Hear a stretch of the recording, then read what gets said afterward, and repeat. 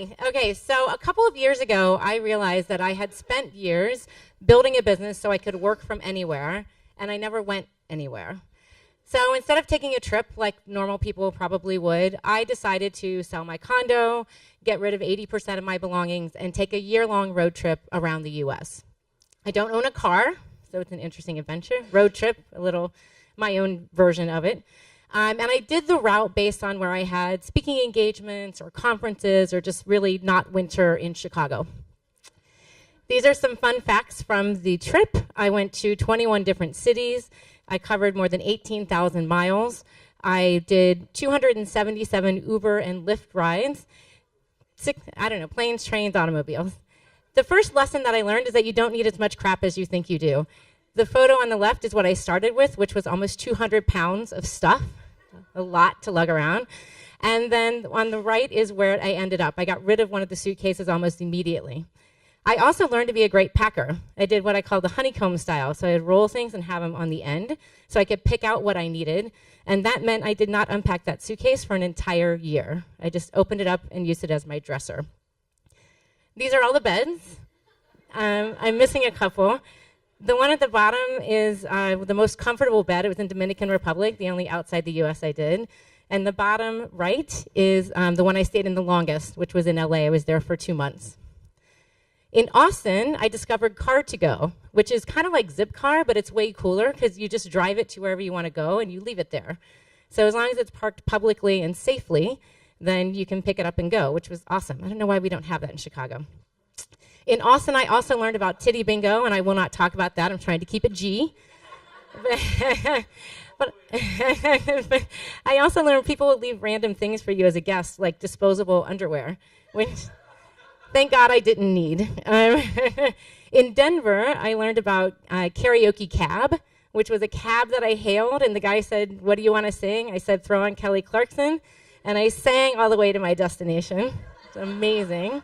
I don't know why we don't have that in Chicago. In Miami, I learned that I, for sure, do not like very large snakes. Now, I probably could have told you that, but now I know for sure if they wrap it around me, I don't like my face stayed like that for like the entire time. In Brevard, North Carolina, I was there in the fall. It was absolutely gorgeous, and I learned about white squirrels.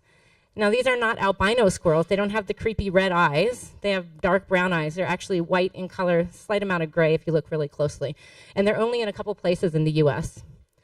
In LA, I stayed near Venice, and I learned that if you get stung by a bee, it can become infected. I was in an Uber pool, and I swatted the bee off my arm, and the stinger was sticking out, and the guy was from Uganda, and he reached over and pulled out the stinger and said, "I have got you, beautiful Leeann, do not worry."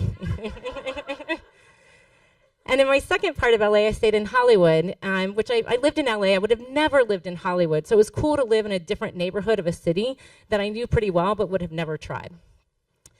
In Miami, I learned that I'm a ham, which I also did kind of know. I love speaking. I love getting in front of people, telling stories, and holding an audience. And in Orlando, I learned something really interesting. My Uber driver got in an accident on the way to the train station. So the cop came. He was going to give him a ticket, but he kind of took a shine to me. And so he handed me his card and his business card and said he wanted to take some photos of me to add some diversity to his portfolio. So I learned that in some cases, a white girl from Chicago can be diverse. Back in Miami, I learned how to rock climb, and I'm apparently good at tying knots, which who knew? I don't know when I'll need that again, but it's nice to know it's in my back pocket.